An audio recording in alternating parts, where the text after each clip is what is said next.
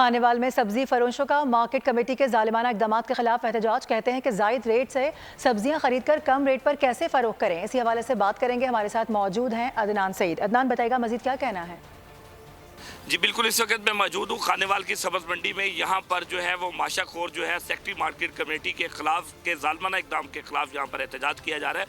मजीद हम इनसे जानते हैं कि वो इस बारे में क्या कहते हैं। सर, ये हमें टमाटर आज सुबह मिला जनाब 44 से 45 रुपए की टोकरी, जो कि हमें 280 से 85 रुपए किलो ख़रीदारी पड़ रहा है। और हमारा कानून और खानेवाल के डीसी के मुलाजम जो हैं, एसी साहब के मुलाजम जो हैं, वो हमें ये आके कहते हैं कि टमाटर आप 140 बेचो, जो कि कैमरामैन आपको दिखा सकता है कि 146 का इन्होंने रेट दे रखा है, जो कि टोकरी बिकी 44 से 45 होगी, जिसका वजन है 14 किलो, जिसमें हल्के टमाटर भी मौजूद हैं, जो कि हमारे साथ जुल्म और ज्यादती हो रही है।